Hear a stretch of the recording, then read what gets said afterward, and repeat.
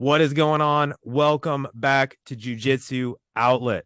I am here with the Raspberry Ape himself, Daniel Strauss. We were just talking before the show that you are rocking a magnificent beard.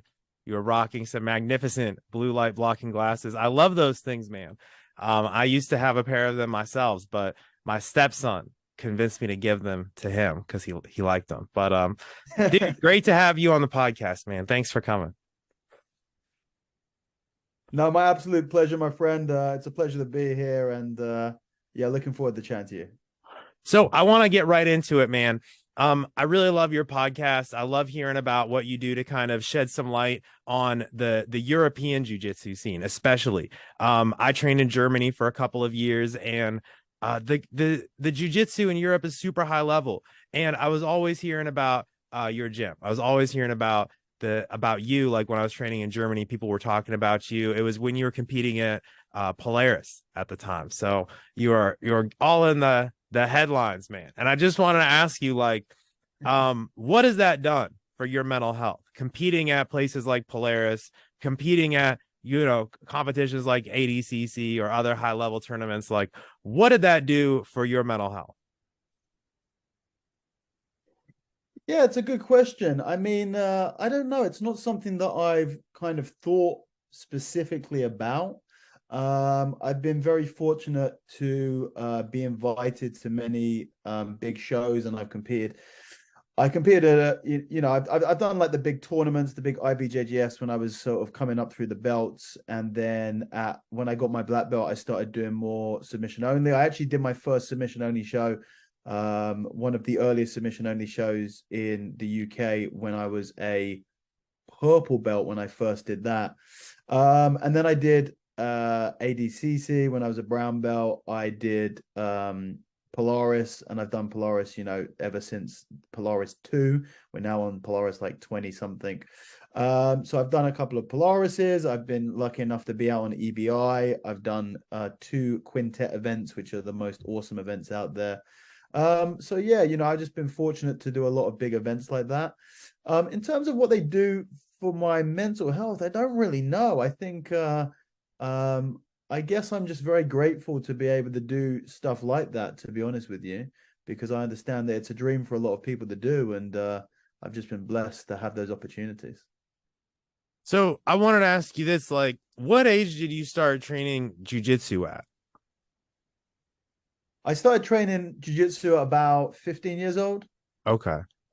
So what were you like before you started training? Like compare that with who you are today. Tell us a little bit about that.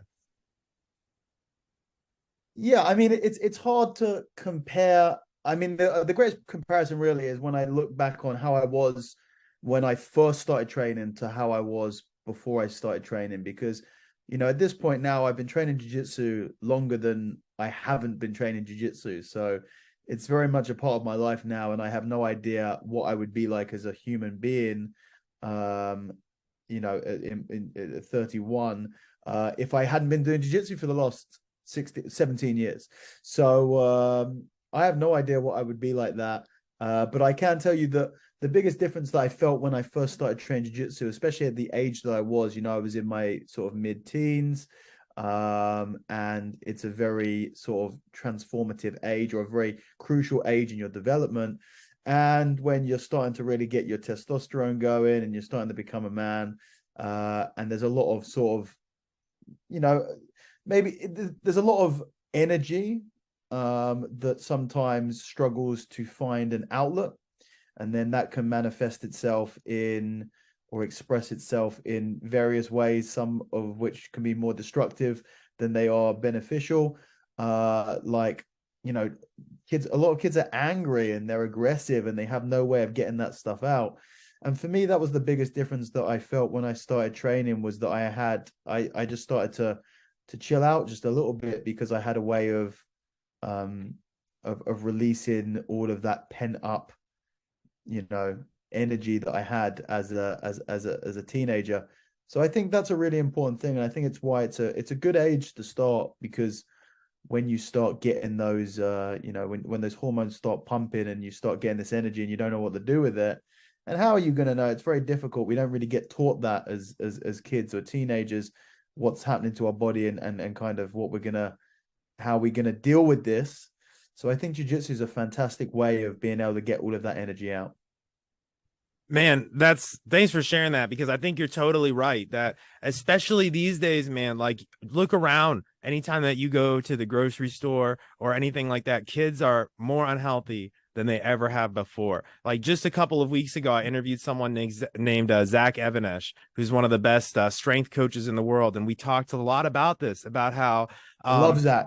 dude, he's the man. We had a great conversation about this kind of stuff. And what Zach was saying is that kids are weaker than they ever have been before. So we need stuff like jiu-jitsu. You know, you see stuff like Tom Hardy talking about this now in the news, which is awesome to see kind of this growth of jiu-jitsu and stuff like that. And I think that a lot of kids could benefit from it. Like my stepson, he's 14 and he just started getting really into it, you know, and he's going through this same kind of time that you're describing, and he just won his first tournament a couple of months ago. He got gold and silver, and you know, it was a big moment for him to actually like win something. It was the first time he had ever done anything athletic, and he won, and he was really pumped, you know, and that was a really big thing for him. So he's looking at competing again here soon, and he's starting to like actually get into it. I'm like, holy crap, this is great, because just so happens he's also trying to get to a freaking monster. Like he's going through this growth spurt and he's getting hairy legs and crazy shit like that. So it's weird, man, to see, but it's I guess what I'm saying is it's really good. It's really good for kids. So I wanted to ask you this, man, like, what do you think we need to do to kind of grow jiu-jitsu right now? It's kind of at this cusp moment where it's about to kind of go mainstream. Like, what do you think people like you and I need to be thinking about? Yeah, that's the $1 million question or $1 billion question even. How do you take jiu-jitsu into the mainstream? And I think it is you know, we're at an interesting time in jiu-jitsu. It's really the kind of fad thing to do. Every celebrity or half the celebrities that I know train jiu-jitsu in some capacity. It's unbelievable. You know, forget about just Tom Hardy, but you know, some guys are super into it. Some guys kind of just do it a little bit, but some guys are super into it. And you know, Chris Hemsworth, you know, Thor's kids are training jiu-jitsu and he's going to classes and taking them and picking them up. And, you know, I know Jonah Hill's super into jiu-jitsu, lost loads of weight, got into a really healthy lifestyle. So it's been something that celebs have kind of enjoyed for a while, but it seems recently that everyone's training jiu-jitsu and everyone's seeing the benefits of it. Of course, we're in a little echo chamber being in jiu-jitsu anyway, so it seems like it's a bigger thing than it is. In terms of like truly breaking into the mainstream, I think that we need to be intelligent about what our expectations are in that regard, because jiu-jitsu isn't for everyone. It's not going to be for everyone, despite what we would love to think. It's and very simply because it's really hard. and think people default to not wanting to do really hard things as their natural state. So we're never going to be at a stage realistically when a majority of the population are doing jiu-jitsu, but we're already at a fantastic stage. I think whatever jiu-jitsu is naturally doing, and I don't think it's necessarily what we as practitioners or coaches or people within the sport, we can't take a huge amount of credit for it. I think it's just the art itself is naturally really a lot of people gravitate to it because of what they, you know, what they feel when they train and when they get into it. And I think the biggest growth of jiu-jitsu comes from word of mouth. Someone training jiu-jitsu, I love this thing, and they won't shut up about it. So eventually one of their buddies goes, you know what, he won't shut up about it, I'm going to see what's so good. And then they have the same effect, and then they go and tell 3 of their buddies. And I think that's kind of the biggest effect that it has. You know, what we can do is not really try and be the main driving force of growth, but allow jiu-jitsu, basically it's our job as being you know, kind of stewards of the art to facilitate its growth naturally. You know, we need to create an environment where it's able to grow, just like if you were you know, growing flowers, or if you were growing vegetables, if you were growing some sort of organism, you can't do the actual growing, but what you can do is create an environment where it is able to grow to its greatest potential. And that's just about maintaining a high quality of standards when you're running academies, making sure that they're very safe places for people to be so they aren't put off, kind of getting rid of some of the older school toxic culture that some of us see in jiu-jitsu. A controversial topic maybe, but I'm not super into belt whippings and stuff like that. Jiu-jitsu from its birth, it was culturally, it was a very hyper masculine and very aggressive, and it was very marketed as a real tough guy thing, and it's always going to have that component. But I think if we want to see it really break through into more of the mainstream, then we're going to have to create at least some spaces within the sport and within the art that are a little bit more gentle and a bit more welcoming to the everyday person. I totally agree, man. And I think that there's room for some of that kind of stuff, but it has to go to a certain level because it does become almost like hazing at a certain level. And I don't think that stuff Yeah, is good. I don't think it's great for yeah, like you said, the overall growth, especially if we do want to bring more young kids into jiu-jitsu or more women, people like that. Like we don't they're gonna feel pretty yeah, excluded if they're, gonna have to get whipped by a bunch of burly strong men whenever they get promoted. Like that seems kind of exactly. weird. So yeah, it's I think it's a dying thing, but it'll be spoken about, I'm sure, in hushed tones for generations to come. Be like, oh, back in the day they used to do belt whippings, and stuff like that. But I don't think Yeah. it's gonna stand the test of time because for one, it's illegal, to be honest with you. Like if someone actually tried to convict someone for hazing in most courts, it might actually probably actually go through. That's why I'm always so surprised whenever people like post the video on Facebook. Like, guys, like, it's cool now, but hypothetically, if someone got hurt and tried to sue you, like, you just posted this on freaking YouTube. Or you know what I'm saying? Yeah. Like, if you're gonna do it, even I wouldn't post the Yeah, video yeah. online. You know what I'm saying? So yeah, I think you and I are on the same page there. What else, man? Like, let's talk about, just linger on this just for a second longer. Like, are there any other things that you think, like, if you were hypothetically emperor of jiu-jitsu, what would be some like toxic gym culture thing that you would try to change? I think stuff like the whippings is a big one. Yeah, like you said, to expand on that thing about you're surprised if you're going to do it, at least don't post it. But the problem is that people who do it just don't think there's anything wrong with it. It's not that they're not trying to hide it. It's not in secret. They just think that it's fine to do. Right. Which is kind Exactly. of we need to reframe that mentality. But apart from that, I think just creating safeguarding really is an important issue, like you said, with kids, and more importantly with women, making sure, we have had some issues within the sport, and just making sure that it's dealt with really in the best possible way, and running the sport, trying to run the sport like we want to see it run more professionally in the future. In order for us to get to that, we need to start doing that sort of stuff today. But the belt whipping is sort of the perfect personification, so to speak, of some of the toxic traits of jiu-jitsu culture. Yeah, I agree, man. I wanted to ask you about this just to transition. Um, what do you feel jiu-jitsu has done for your life off the mats? Like in terms of your relationships with other people, or maybe different, obviously your career is based around jiu-jitsu. Like let's talk about that a little bit. Like what has that done for your life? Yeah, I mean, it's a very, I think it's natural to ask someone who is really into jiu-jitsu like myself, who's made jiu-jitsu their life. It's a question that you want to ask, but it's actually a really difficult question to answer, because the reality is jiu-jitsu has given me everything that I have in life. Every the who I am, the very essence of who I am as an individual. I was raised through jiu-jitsu to a certain degree. Not as a child, but certainly through my teens and through my early 20s, where you're still kind of forming who you are as a person, and then continuing through the rest of my 20s. But in those very important years where you're really becoming a man, and becoming an adult, jiu-jitsu was very much a teacher, a parent of mine, So I have everything that I have, my personality, the confidence in which I walk through life, and everything, how I interact, how I socialize with people.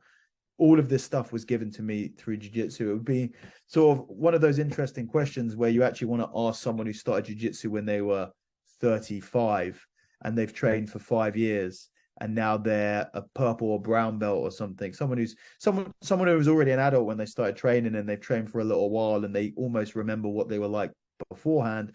They're going to be able to tell you beforehand, I was a shy and quiet guy, and now I'm this, that, and the other. For me, it's quite difficult because my entire life, all I really know, like I said before at the beginning, I don't know who I would be without jiu-jitsu, but I think that a lot of the positive attributes that I believe about myself, I might not have. But I think that one of the main ones is which is really important in life, which is having confidence. Firstly, jiu-jitsu gives you that confidence because not just in that you can protect yourself, that you physically can look after yourself, which is something that I think evolutionarily we want to have as men specifically, but certainly women, probably potentially even more so, but in a slightly different way. The aggression towards men to men and women to men is different, or men to women, I should say. But the confidence physically, but also the confidence in that you have a skill. It's nice to know that you have something, that you're more than just an empty vessel, and that you are filled with something and you have some skill that and if you're lucky enough to get into a position like I am, have some sort of skill or knowledge that other people desire and are willing to learn from you, which is a really beautiful thing to be able to do, to teach people. Probably my favorite thing about jiu-jitsu is that I can teach people, and people see value in what I have inside of inside of my head. So those are the main things, really. Yeah. Let's talk about that a little bit, because I love hearing from everyone, and that's kind of the goal of this podcast. Is I sit down with everyone, whether they're ADCC champion or a UFC fighter or a white belt or a blue belt, or like you mentioned, someone who's maybe like kind of intermediate level. So we try to get everyone on. And dude, the word that keeps popping up, and it happened here with you too, is confidence. Every single person talks about the confidence that they've gotten from jiu-jitsu, whether they're 6 months in or they're someone like you, been doing it their whole life. But let's transition. I want to hear about talking about your experiences teaching. Like, what do you see with someone that you've been teaching jiu-jitsu to, and you've maybe been taking them through their jiu-jitsu journey? Like, what sort of a mental development do you see them go through? Yeah, it's a good question, and I've been fortunate to be I've taught jiu-jitsu for 15 years now. So I started teaching jiu-jitsu when I was 16, and I've taught ever since. So I've been doing it for a very, very long time, longer than most people will. I started very, very early because there wasn't a lot of jiu-jitsu being taught when, in 2007 or 6 or whatever. So I've been teaching for a very long time in various different capacities over that time. And you do see transformations in students as they start, especially ones that come in a little bit shy. And they, there's a reason why this word confidence is popping up in all of the people that you talk, because I think it's one of the biggest things. I think confidence is sort of the greatest skill that you can have in life. I genuinely believe that above all else. Some people might say, if you could have anything, any attribute maxed out, what would you want to have? And people might think intelligence or something like that, or wisdom. But I think intelligence without confidence, it doesn't really get you anywhere. You just get locked inside your own head with nowhere for it to go. And some people can be very intelligent without much intelligence, and have that confidence and be able to still achieve amazing things, because so much of it comes down to that. So watching anyone come in, and especially if they're a little bit more meek and mild and lacking a bit of self-confidence to begin with, to see that transformation start to happen. And it comes from a combination, I think, of like I said before, that physical development and also that skill and that knowledge, and having something that they didn't have before is always very, very cool. But yeah, and you know what, another big one as well, when you're looking at just from a physical perspective, people who come in and they start training jiu-jitsu when they're out of shape. And it's a big thing. I think, I'm fortunate enough that I've never been overweight. I was always the opposite problem, which was I was always very skinny and very underweight, believe it or not. But a lot of people who are overweight really suffer quite badly throughout their lives, with self-confidence issues and perhaps bullying in their earlier years and potentially even in their later years. And you tend to find that the people who are a bit heavier, or carrying a little bit of extra weight, tend to have the least amount of self-confidence. So when they come in and they start to, it kind of happens twofold, which is one, they're just doing physical exercise. And the beauty of jiu-jitsu, of course, is that the physicality, the physical exercise is a byproduct. It's not the purpose. It's not the same as going for a run. It's not the same as going to the gym, where the purpose is physicality. The physicality in jiu-jitsu is a byproduct of learning the skills and doing the training. So it's a lot more fun. A lot of people who really struggle to lose weight because they just don't find anything that they enjoy, because running's boring, and going to the gym and lifting weights is boring, and going swimming might be boring, all of these things. And then they go jiu-jitsu and it's so mentally stimulating that they don't even think about boredom. One thing you cannot be doing jiu-jitsu, you can be a lot of things doing jiu-jitsu, but one thing you cannot be doing jiu-jitsu is bored. It's just impossible to be. It's just too big and too deep and too chaotic and everything. There's always going to be the opposite problem. So people end up losing weight, and they lose weight for that reason, that they're just doing physical exercise, sometimes for the first time in their life. And then often they also lose weight because they start changing the rest of their lifestyle to feed in to improve their jiu-jitsu, which is super cool, right? So they're eating better because they got training later tonight. You don't want to feel like shit at training tonight, or they're doing a tournament and they've got to cut a couple of kilos or a couple of pounds for the tournament, so they cut back on their weight, or whatever it is. They start running because they want their cardio to improve, so they can beat someone up on the mat. And when you see people come in and they've lost 10, 20, 30, 40 pounds, and you can just see they feel better in their body, they feel better in themselves, the confidence is starting to come. That's one of the coolest things that you can see, really, and that never gets old. I love that, man. And it's clear you just have a passion for this kind of stuff, for developing people. And I love that, man. Me too. That's awesome. And I'm getting ready to actually open an academy here pretty soon, next year. And I'm super pumped to start getting in there and helping people have this sort of a transformation. Because you're right, like this was me. I was the guy who was never really into exercise, and once I decided to join the army, I was super overweight at the time, and I was like, man, I got to finally get in shape. And I was smoking a pack a day of cigarettes at the time, but I had to lose weight to do the army. And so I did jujitsu because nothing else like seemed interesting. I was like, I don't know, I don't want to go to the gym. Like it literally didn't work because I didn't know what to do at the gym. Like I know it's like, what do you freaking do? You run on a, like, I didn't understand any of it. So went to jiu-jitsu. I lost 65 pounds, but it's exactly what you said, man. Like I'm a complete testimony to what you said, that I changed my whole lifestyle because I got obsessed with jiu-jitsu. And it wasn't that I needed to get in shape first. I showed up to jiu-jitsu and I was still fat and smoking cigarettes in the parking lot after class. But once I fell in love with it, I was like, oh man, I better quit smoking or else I'm just going to continue to get smashed, So I wanted to win. I got competitive, and it awakened this like masculine drive that had never, been there before. Cause I'd just been a, fast food eating kid my whole life, basically. I had never had a motivation to get in shape. Now suddenly I was trying to kill people. I was like, oh man, it's a big shift. It really does make that shift. And especially like you were talking about when you're young, so man, that's beautiful.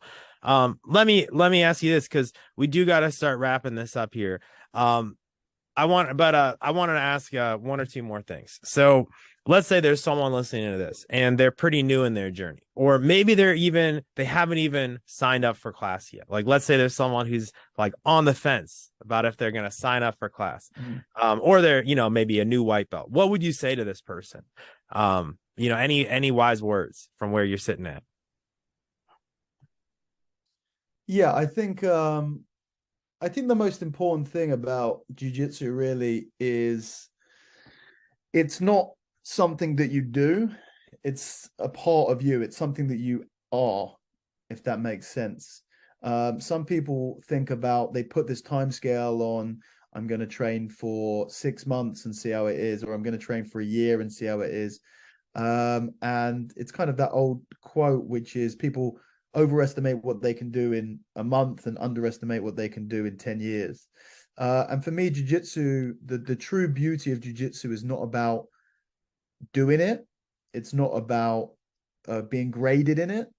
It's about it becoming part of your life for the rest of your life. And that's the sort of timescale that people should be thinking about. And if they don't worry about how long it's going to take for you to learn this, how long it's going to take for you to submit this person, how long it's going to take for you to get this belt, and you just go, I'm just going to make it part of my life. It's just going to become a part of the lifestyle. I was talking to someone the other day. I was doing another podcast and we were talking about this, and it's like he was asking me, what motivates you to go train? I go, you don't need motivation to go to bed at night. You don't need motivation to have breakfast in the morning. It's what you do.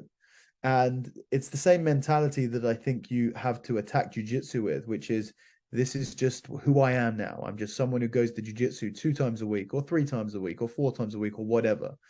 And just look at it for the long haul.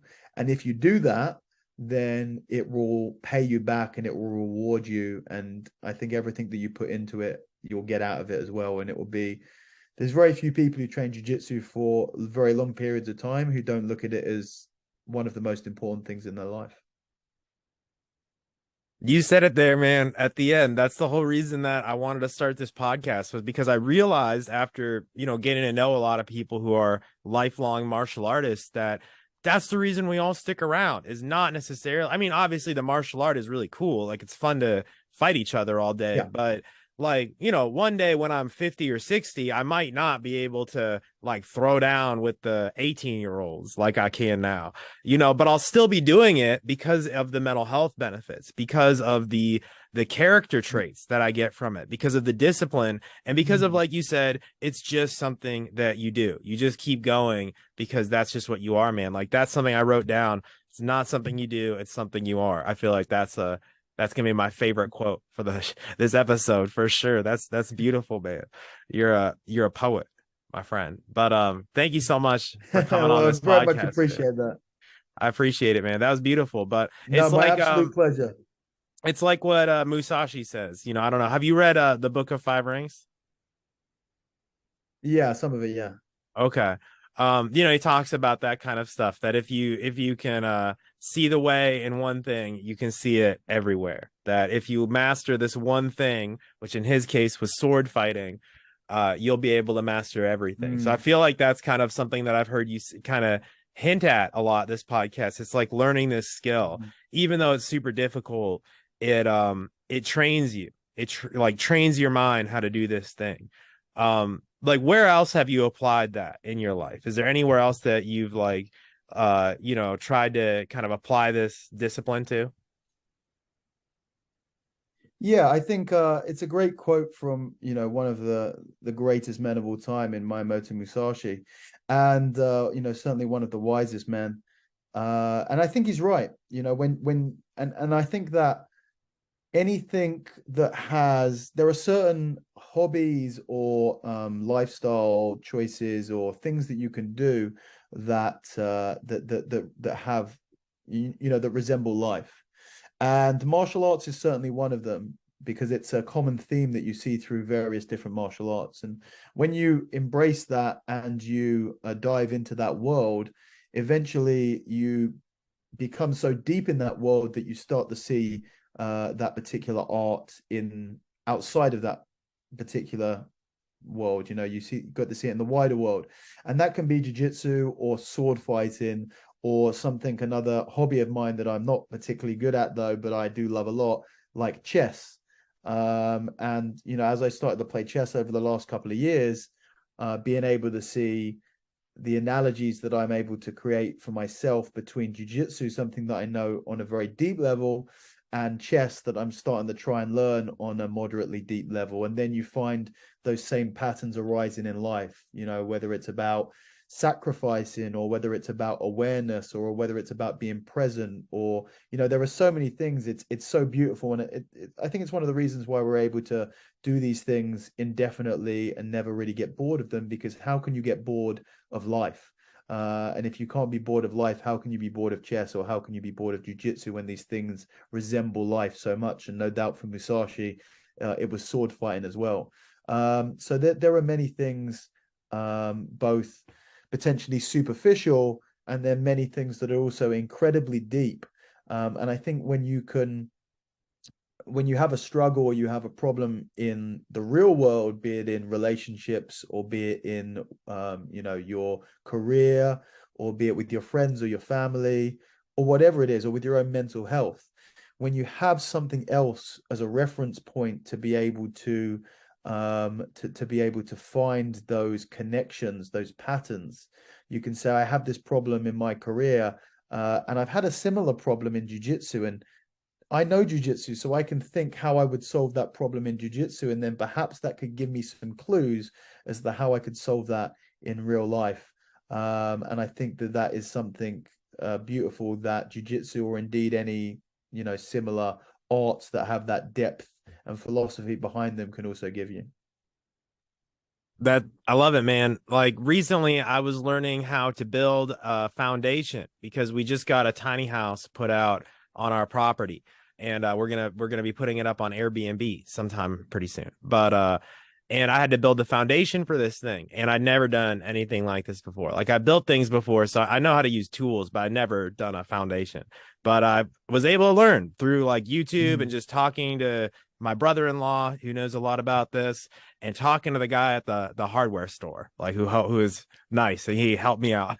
And I figured it out, you know what I'm saying? And it wasn't that hard. Like, it was hard, but Yeah. this is what I kept telling myself, like, through the project. I was like, this is hard, but it's not as hard as reverse De La Hiva to X guard to the back to rear naked choke on a really tough guy. Like, drilling a sequence like that, like the advanced sequences that you get into once you're like 10 years in and up, you know, these sorts of like crazy, you know, things that you see people pulling off, like you know, I love the leg lock game, for example. It's very complicated. There's a lot of little intricacies. So I kept thinking it reminded me a lot of that. I was like, there's a lot of details to this, but it's also a lot of details to doing a heel hook from the 411. And it's pretty complicated, and most people screw it up. But I do it really well. So that was kind of my mindset. And I was able to do it, and so far it hasn't caved in. So yeah, I guess that was good. So I guess I did it right. But yeah, man, it's beautiful. Like, and like you said, it's a beautiful tool. You can just apply it to anything, because it's so complicated. It's so hard. And anything else, it's like, it's just not that hard. You know, like, just, you can probably just watch a few YouTube videos and figure out just about anything these days, to be honest with you. But jiu-jitsu, you got to actually like go and learn from someone, old school style. Yeah. Yeah, you know, just kind of bouncing off of that, because it made me think about something. We talk about this, and it's very easy to get too into the abstract. You can learn this, you can do that, without any given specific examples. So I'll give a specific example of how I've used knowledge through jiu-jitsu, and being a teacher in jiu-jitsu, it kind of gives you even more, because it's a whole nother world within that jiu-jitsu when you're thinking about how to transfer that knowledge to other individuals, and you think about jiu-jitsu on a deeper level when you're forced to teach it, or you get the privilege of teaching it, I should say. And one of those things is how I would teach a technique to someone that is potentially complex, or even if it isn't, everything is complex if you look at it deep enough. So the way that I like to teach jiu-jitsu is by giving very small movements, and then stacking them on top of each other, and making sure that you drill those individual movements, and that's perfected before you add on the next one, and the next one, the next one, and then you put it all together, and then you have a full and you know, perfected technique. And I use that concept of sort of drilling small stages when I wanted to learn something, when I want to learn anything. And I'll give you a really easy example. When I wanted to learn how to do a Rubik's Cube, because doing an entire Rubik's Cube is incredibly complicated, but it's just a series of different movements. So just like a series of different movements in jiu-jitsu, I learned the first one, and then I practiced it until it was muscle memory. And then once I had that, I practiced the second one, and then 1 and 2, and then the third one, and then 1, 2, 3, and then the fourth one, and then 1, 2, 3, 4. So by using the same concept that I use for teaching jiu-jitsu, I was able to teach myself something else. Dude, that was beautiful. Hey, let's log back. Yeah, man. I think that what you said is beautiful. And I love that. I love your Rubik's Cube example. I've never actually tried to do a Rubik's Cube, but I would be interested to hear like the similarities. Like this would be an interesting comparison. Let's just do, I know we got to run real quick, but I'd be interested to hear your answer on this. Because you brought up chess earlier. What do you feel are the similarities between chess, the Rubik's Cube, and jiu-jitsu? Like what do all three of those have in common? So for me, the Rubik's Cube, I was talking about kind of arts that involve depth, like jiu-jitsu, like chess, like sword fighting, and maybe some other things that I'm not so versed in, maybe rock climbing, maybe all of these different things that are kind of that lots of people get super into. I don't think Rubik's Cube is one of them. Maybe I'm wrong and I just don't know it deep enough, but I find the Rubik's Cube to be very relatively simple by comparison. So I won't even talk about the Rubik's Cube because it's a little bit too simple. But chess, on the other hand, chess, on the other hand, is different. Chess is very beautiful, and for me, the connection between, we always refer to jiu-jitsu as human chess anyway, and I think there's many similarities, and there is truly many similarities that you'll spot, and these maybe not be universal. It may be just, I see this comparison because this is how I think of jiu-jitsu and this is what I think of chess, so I can find that connection. But I can give you many examples. One example is you can have very literal examples. In chess, you want to control the center of the board, and in jiu-jitsu, you want to control the center of your opponent's body. You don't want to be on the outside in chess, and you don't want to be on the outside in jiu-jitsu as well. There are 3 phases of a chess game: the opening, the mid game, and the end game. And you need to understand where you are to understand what your goals are, what you're trying to achieve. And I use that same principle when I think and teach jiu-jitsu, which is for every technique or for every movement, you have an opening, a mid game, and an end game. So for example, the way that I teach my guillotine, the opening of a chess game, for example, would generally be considered successfully finished by when you castle and you connect your rooks. For me, the opening of a guillotine is finished when your hands are connected. The mid game of a chess game is kind of maneuvering into advantageous positions and maybe taking out some of the opponent's pieces. The mid game for the guillotine is getting your body into the position that you want to be in. And then, of course, the end game in chess is going for the checkmate, and the end game in the guillotine is getting that submission.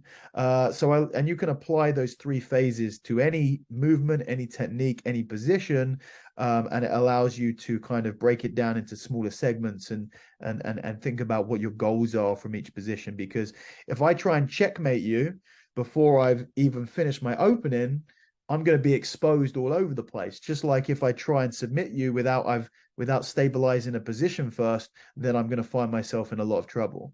Another good example, one of the really beautiful things in chess is a lot of the time, it's not about, too many people focus on, when I move a piece, too many people will focus on where that piece has finished, where have I moved it to, where actually the real, what you really want to be looking for is not where I've moved it to, but what I've left behind, right?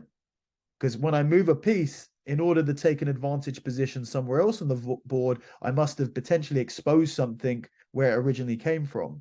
So it's the same for jiu-jitsu. Like when I go to grab something, yeah, everyone's focusing on where I'm grabbing, but what have I left behind to do so? And when you start looking at that, you find holes and openings where your opponent is exposing themselves potentially as they try and gain an advantage somewhere else. So it's a more open-minded approach to, or a more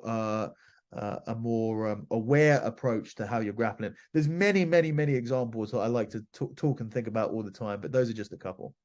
Thanks for sharing that. So something that you said really made me think about what my coach Mike Morgan has been teaching us, and his coach James Krause.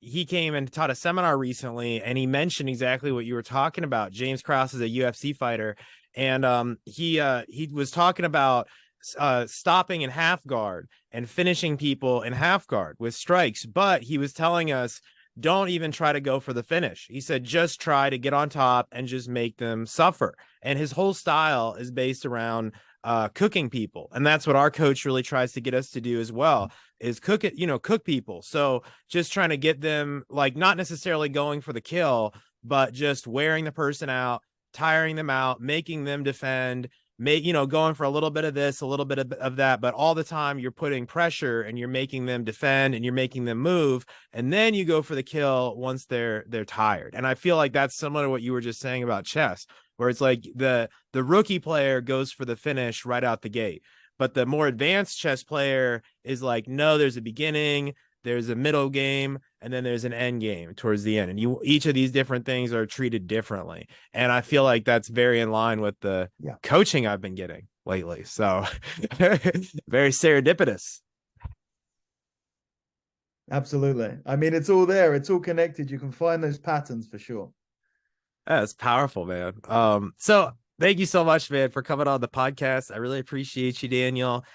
So can you tell us just a little bit about the Raspberry Ape podcast and, like, what have been your biggest takeaways from doing it lately, and where can people find it if they want to hear more about the show? Thank you very much. Yeah. Thank you for having me. I appreciate it. It's been a real good time talking to you. The Raspberry Ape podcast is a podcast that I started. I will be putting out my 100th episode in the next month. And to find it, you want to be looking on basically anywhere where podcasts exist. So Spotify, iTunes, Stitcher. It's hosted on SoundCloud. You can find it on YouTube. The most recent episodes, all the filmed episodes, are on YouTube, the last 50 episodes or something. And yeah, I speak to a range of people, tend to be jiu-jitsu people, but occasionally not. Some people in the strength and conditioning world, or MMA, or even if I'm lucky, I get some completely off the wall ones. And they're very long form. The episodes are usually 2 to 3.5, roughly 2 to 3 hours usually. Yeah, they're a lot of fun. It's been I've had the privilege to talk to some incredible people, some very inspiring people, and there's a lot in there for everyone, be it learning things to actually be able to implement into your life to hopefully improve your life or your lifestyle or your performance on the mat, all the way up to just listening to some really inspiring people. And then also the history of mainly UK jiu-jitsu or European jiu-jitsu, but I've spoken to a couple of Yanks and a couple of Australians as well, John Will and Lachlan Giles, Ben Hodgkinson, stuff like that. So yeah, I've been lucky enough to get some great conversations with a lot of fantastic human beings. Man, that's awesome. It's a really great podcast, especially if you're talking about the European scene and particularly the UK, especially the UK. And I think that you do a fantastic job, man. And as jiu-jitsu grows, I think you're going to become, like, obviously the top one for the UK, if not all of Europe, if not the entire world, my friend. Might one day be subscribed to the Raspberry Ape podcast. They might be binging you, bro, like Rogan. You never know. So when that day happens, we can refer back to this episode. You could be like, remember back when you predicted everyone in the world listening. Thank you, bro, for coming on this show. I really appreciate you. And yeah, just anyone listening, go listen to the Raspberry Ape podcast. You talk about jiu-jitsu a lot more than I do, like in terms of the actual techniques and stuff like that. So if you're listening to this and you're like, hey, I want to learn about, jiu-jitsu, not just the Yeah. other parts of life. Go listen to Raspberry Ape. It's a really fantastic show. I was just listening to one. You were talking to an old school Carlson Gracie black belt from Brazil. This guy had like a super Or thick Simon accent. Hayes. I believe so. Yeah. Oh, is it no, Ben Poppleton. Yeah, I think it was him. And Yeah. He's fantastic episode. hilarious, bro. Fantastic Did you episode. did you understand anything he says? He's got a super northern accent. A little bit, a little bit. And I love too, I think the Brazilian guys, I love the Brazilian guys who came over to the UK and now they have like a UK Brazilian accent. That's my new favorite accent of all time. The guys who are like UK but also Brazilian. New favorite accent. So, my friends listening, if you want to hear your new favorite accents in the world, go listen to the Raspberry Ape podcast with Daniel Strauss. And much love. Much love.